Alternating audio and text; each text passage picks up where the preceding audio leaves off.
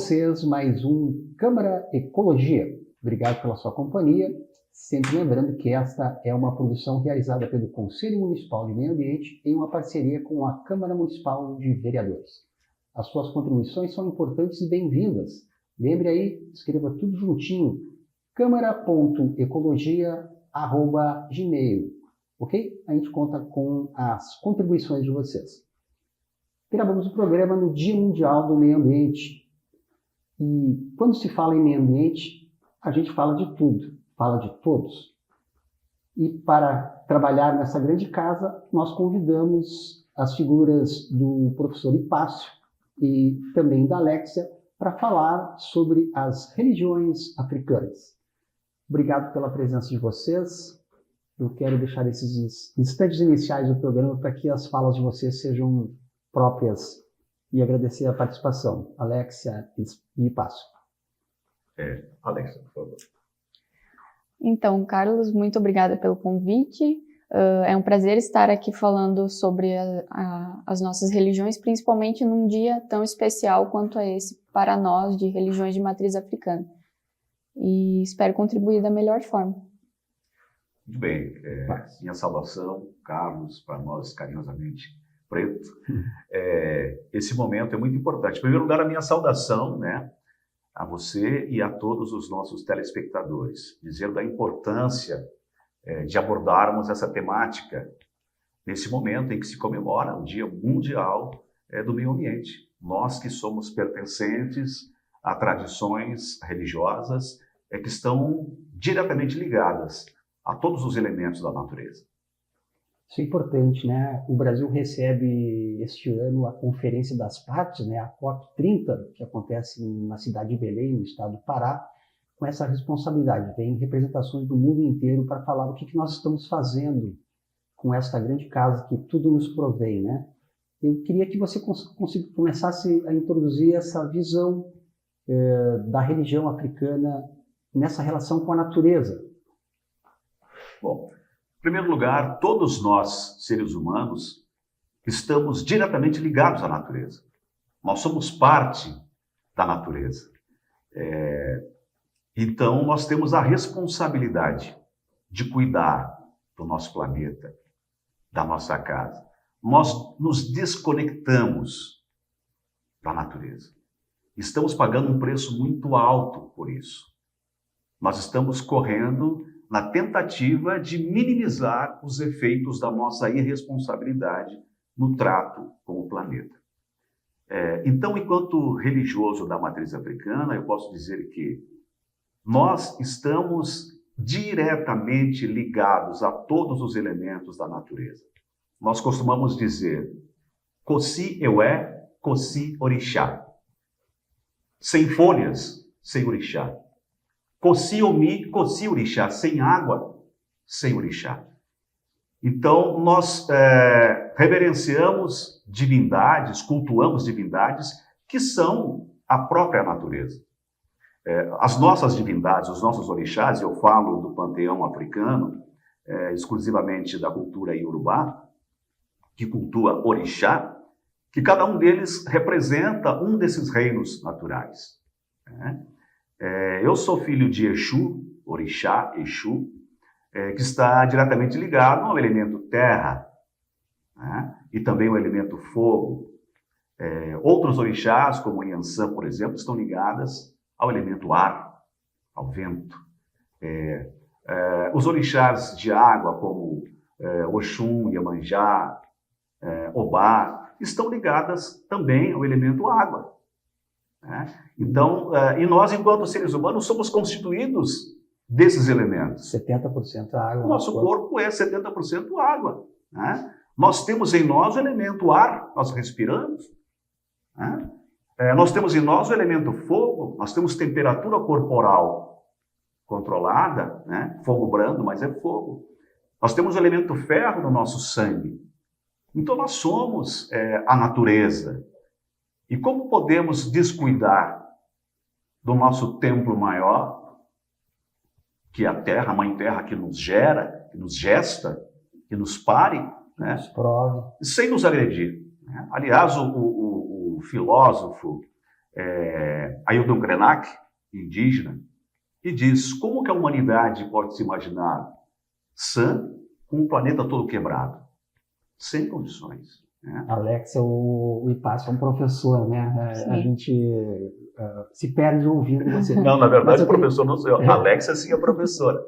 Nesse sentido que eu me desloco ao papel da mulher. Alexia é formada em História, você fez o teu TCC em cima dessa questão das religiões africanas.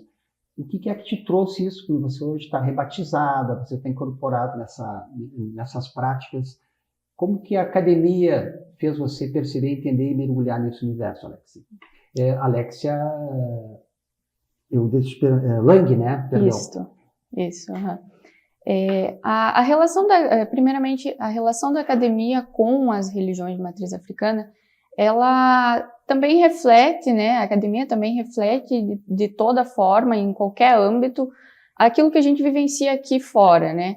Então, de certa forma, há um descompasso e há uma falta, uma lacuna realmente de estudo sobre as nossas religiões, né? Principalmente se tratando do Batuque Afro-Gaúcho, que é uma religião de constituição própria, é uma religião diferente do Candomblé, é uma religião que tem os seus fundamentos, que tem os seus princípios e que carece muito de estudos acadêmicos sobre. Né? Então, a minha relação e a minha vontade de estudar esse assunto, ela se deu pela minha iniciação na religião, né? Veio depois, então. Isso, pela minha iniciação na religião, e também percebendo essa lacuna de estudos historiográficos sobre o assunto. Voltar ao Hipácio aqui. Hipácio, eu quero que você ajude a gente a entender um pouco essas pequenas diferenças, né? O Candomblé, a Umbanda, a Quimbanda. E aproveitar que você também coloque aqui no briefing do início do programa, a gente conversava, né? Como é que foi romper essa proibição dessa história trazida da África para um Brasil escravo, que tinha os negros como escravos? Bom, nós sabemos do processo de colonização, né, em África e depois na diáspora pelas Américas, enfim, pela Europa, por todo o globo terrestre. Os negros trouxeram consigo, se tratando de Brasil, algo que não lhe foi possível arrancar, que é a fé, que é a crença nas suas divindades. É algo imaterial, não há como arrancar de nós, embora houvessem tentativas. Né? Quando os navios negreiros saíam dos seus territórios, os negros eram forçados a darem voltas ao redor de uma árvore chamada Árvore do Esquecimento, para que eles perdessem a sua identidade. Na intenção. Na intenção, né? Porque ali eles já perdiam seu nome, eles eram rebatizados quando chegados no destino final.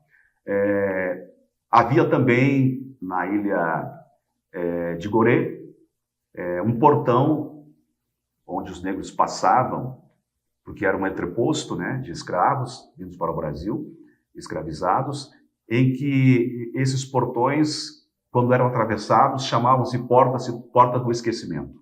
Todo escravizado que passasse por aquele portal deixava para trás toda a sua história de vida, toda a sua origem, sua essência. Essa era a intenção.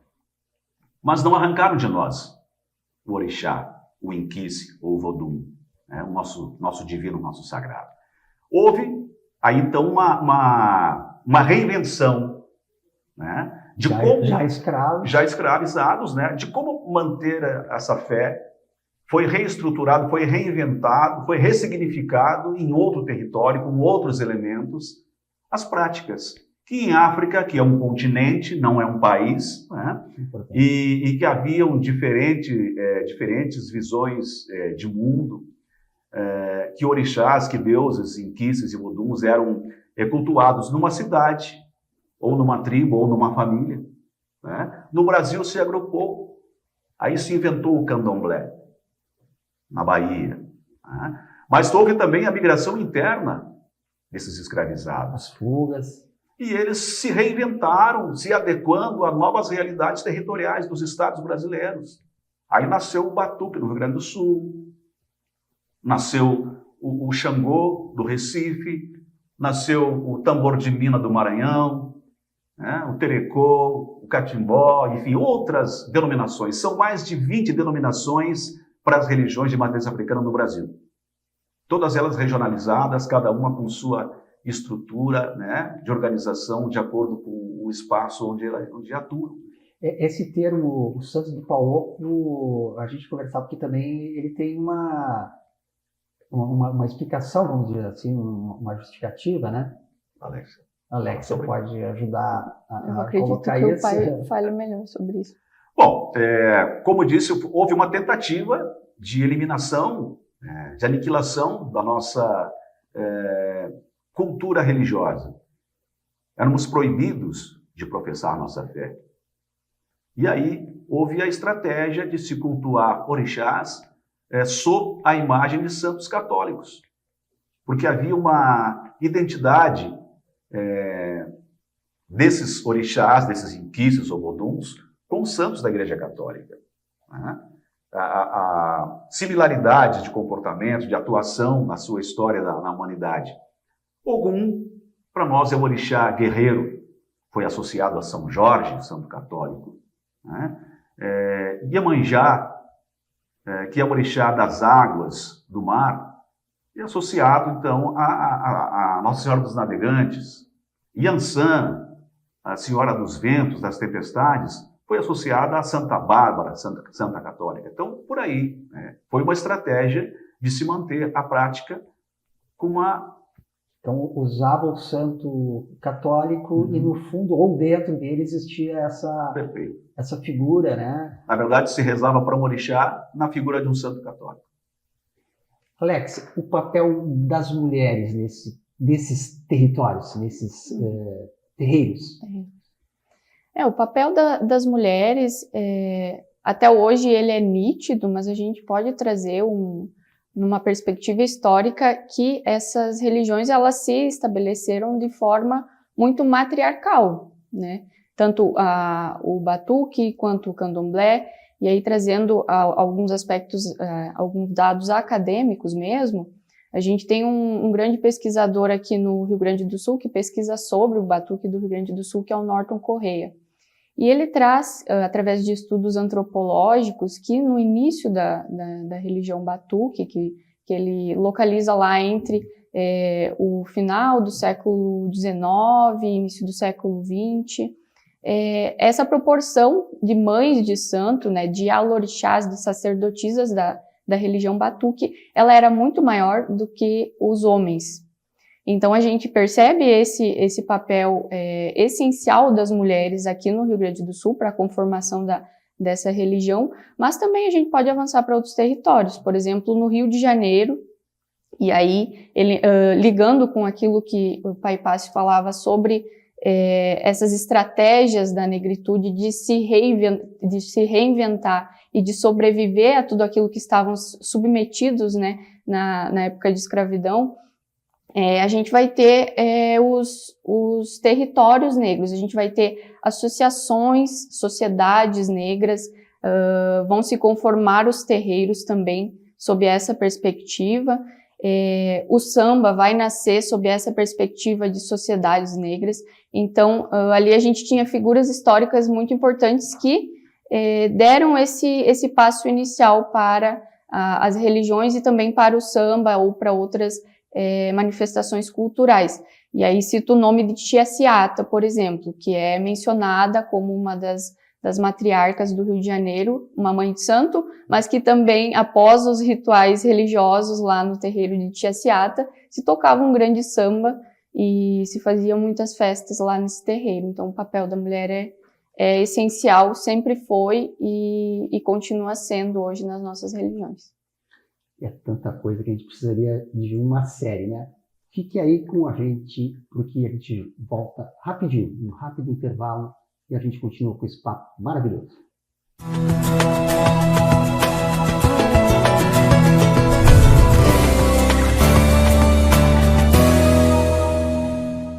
A Câmara de Vereadores de Passo Fundo está sempre ao lado da comunidade e, para manter esse compromisso, foi pioneira em implantar o sistema online para as reuniões e plenárias dos vereadores. Projetos importantes já foram votados, como a contratação de mais profissionais para a área de saúde e a aprovação da liberação de R$3.500.000 do orçamento do município para fazer frente ao coronavírus. Foi criado também um fórum permanente para debater sobre a Covid-19. Câmara de Vereadores, a casa dos grandes debates.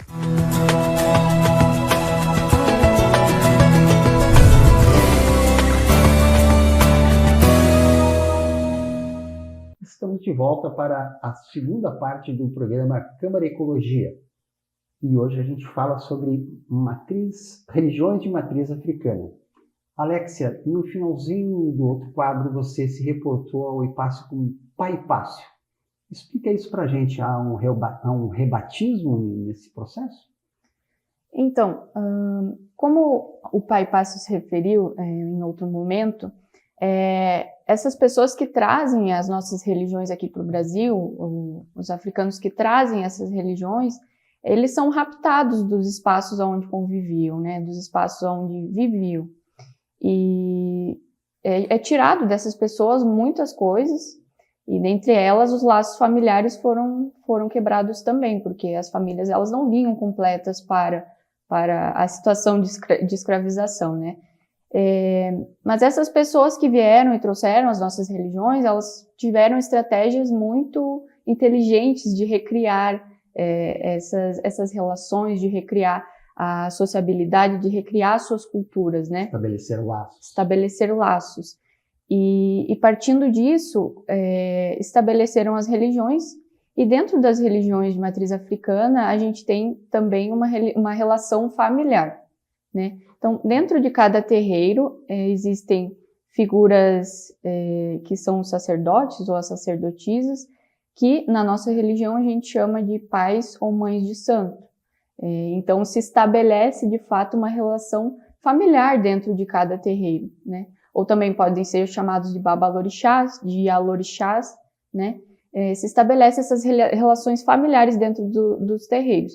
Então, aqui está meu pai de santo, eu tenho os meus irmãos de santo dentro do terreiro também, eu tenho a minha madrinha, que muito provavelmente vai assistir esse programa, a gente tem avô de santo, que é o pai de santo do Pai Hipácio.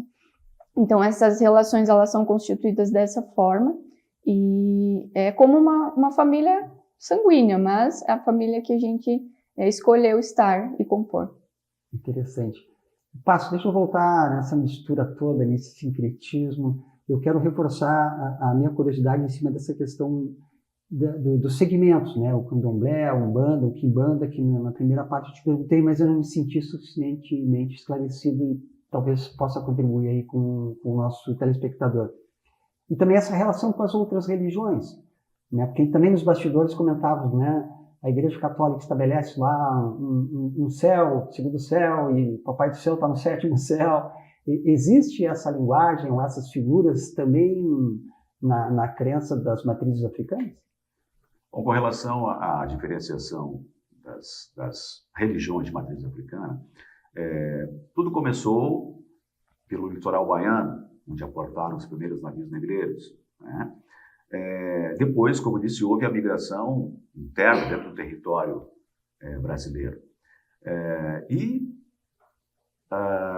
Essas diferentes etnias que eram colocadas no mesmo navio, né, se viram forçadas a, inclusive, lidar com diferenças nos seus próprios territórios. E agruparam diferentes visões de mundo, diferentes práticas religiosas. E aí nasceram as divisões religiosas. A primeira delas do Brasil foi o candomblé, foi uma reinvenção do que se fazia em África, né? Mas surgiram outras, como eu disse aí, né? Em Maranhão, o tambor de Minas, no Recife, o Xangô, são cultos às divindades, mas com outros nomes, né? Com práticas similares, com algumas diferenças de acordo com cada região. Tiveram que recorrer a elementos locais que não tinha em África, mas não tinha no Brasil, ervas, né? Enfim, vários símbolos tiveram que ser reinventados aqui. Então, aí surgiram essas diferentes religiões. E aí também há uma religião, sobre a qual não falamos, que é a Umbanda.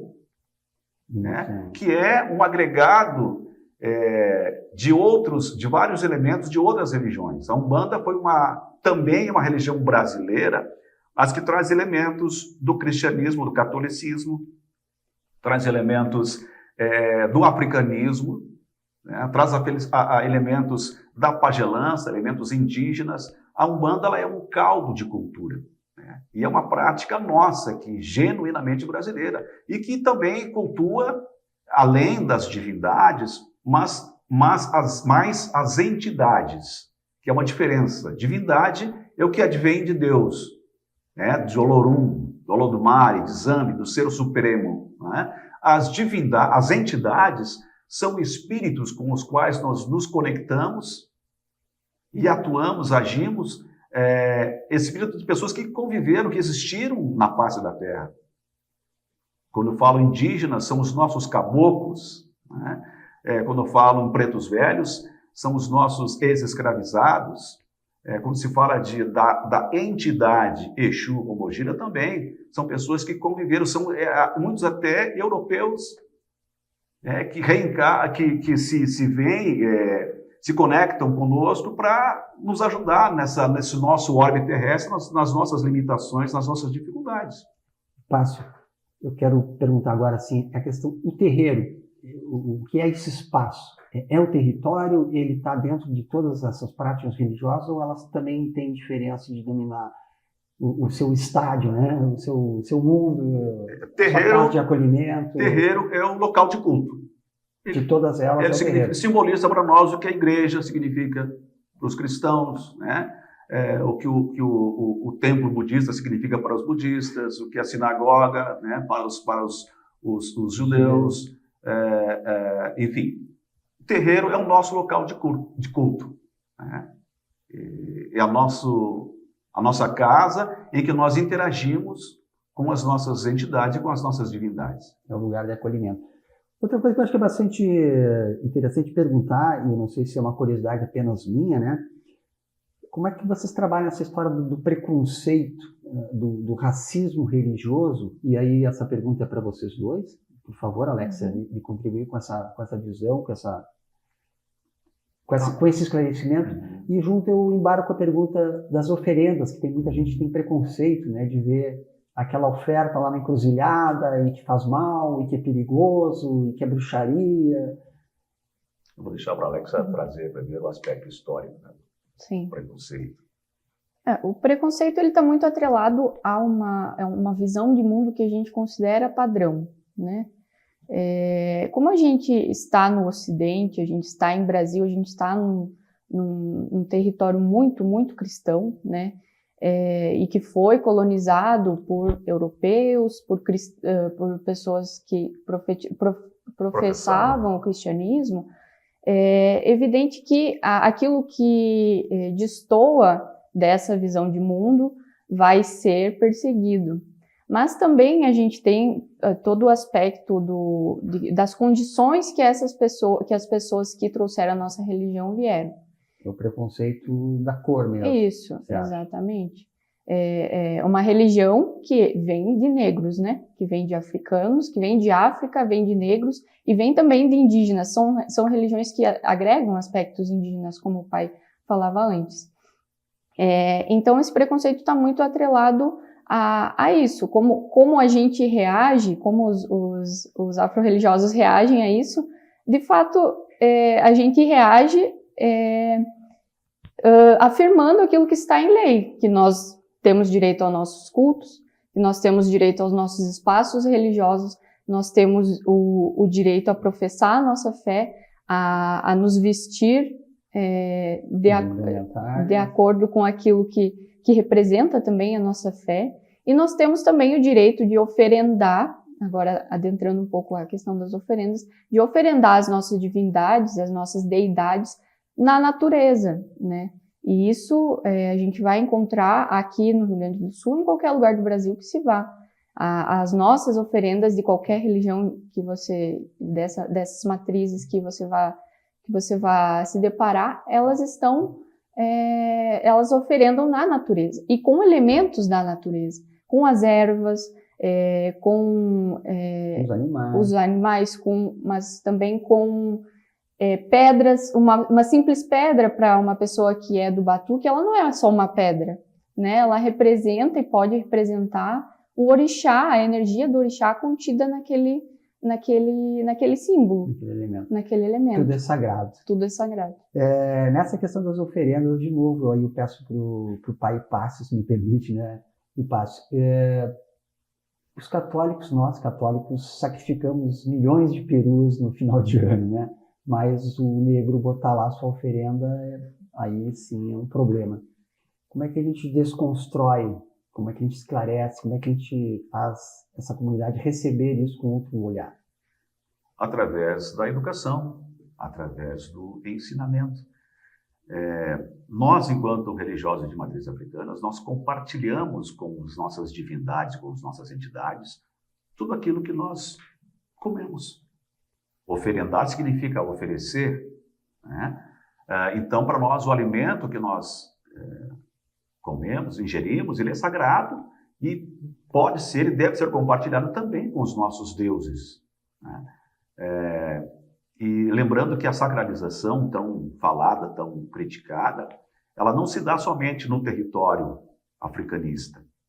Outras vertentes religiosas também sacralizam animais, né? Lembrando que também o sacrifício ele pode ser simbólico. O cristianismo também sacraliza. Eu me lembro de ouvir sempre, né? Quando o padre levanta a taça e diz: tomai e bebei todos vós, esse é o sangue de Cristo derramado por vós, isso é simbólico. Quando ele pega a hóstia e diz: o corpo de Cristo, Cordeiro de Deus que tirai os pecados do mundo, isso é simbólico, é sacrifício, é sacralização. Sem contar que na Semana Santa se come peixe, né?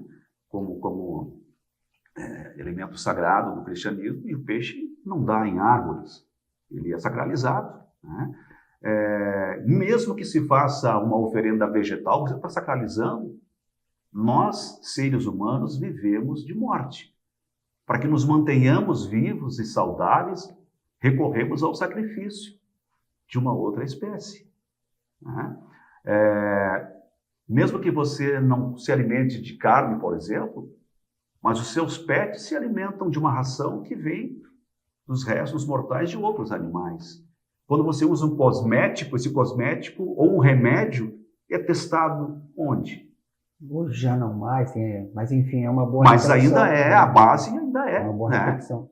Então a gente vive de morte. É muita hipocrisia querer culpar somente as religiões de matriz africana pelo uso da sacralização. Mas acho que foi o que a Alexia contribuiu aí, né? Esse desconhecimento e essa sensibilidade de ver o outro na sua condição é que nos faz não sair da caverna, né? Então aquela sombra que passa lá fora sempre assusta. Então nós temos que sair da ilha para ver a ilha. Eu quero aproveitar os minutos finais do programa e trazer para vocês como é que está essa relação com as outras religiões. Nós temos Passo Fundo, vocês já têm uma federação, vocês estão construindo essa unidade entre essas várias... Porque Passo Fundo não tem só Umbanda, só Candomblé, só Quimbanda. Como é que está esse diálogo, como é que está essa mesa de conversa e de enfrentar esse universo de preconceito e de desconhecimento, vamos dizer assim? A gente está tentando já há algum tempo criar em Passo Fundo, constituir um conselho municipal do povo de terreiro. Já existe o Conselho Estadual do Povo de Terreiro. Também está se tentando criar uma associação do povo de terreiro, para dar coesão ao nosso povo, porque a luta coletiva ela é muito mais eficaz, muito mais eficiente. Então a gente está buscando... Tem muito mais sentido, inclusive. Exato, né? exato. A gente sozinho não consegue avançar muito, né? Em conjunto a gente vai mais longe. O outro, a gente Exato. nunca pode esquecer do outro, Exato. né? Ficou faltando uma parte do questionamento? Eu acho que, não sei se a Alexia, na minha pergunta, você entende que tem alguma coisa em branco aí, eu acho que essa questão do interreligioso, com relação a ao interreligiosidade, interreligioso, como é que o catolicismo você tem sentado, há uma mesa de... Sim, existe em Passo Fundo o Conselho Que até tem uma do Ensino agenda, né? Religioso. Tem um calendário. Eu fui convidado para participar do CONER como representante da O Umbanda. CONER é uma sigla nos traduz, Exato, é o por favor. Conselho do Ensino Religioso, que é um conselho estadual e que tem as seccionais em vários municípios do estado e que se propõe fazer a formação de professores para o ensino religioso nas escolas, no âmbito municipal, a princípio, e também no âmbito estadual, se for provocado. Que é lei, me parece. Que é uma lei, né? Nós temos duas leis aí, a Lei 10.639, que é de 2003, e a Lei 11.645, que é de 2008. E que obriga as escolas a ensinarem sobre cultura africana e afro-brasileira e também cultura indígena, né? E a gente luta muito pela implementação dessas leis, fazer a prática nas escolas, ensinar para os alunos, né, sobre essas culturas. O senhor, tempo, não permite que a gente avance mais esse assunto tão maravilhoso de tanto desconhecimento da nossa parte. A gente quer agradecer ao Ipasso Carolino e a Alexia Lang por essa contribuição e a você, espectador, por estar nos dando atenção nesse momento. A gente volta nos próximos programas. Obrigado pela companhia e até mais.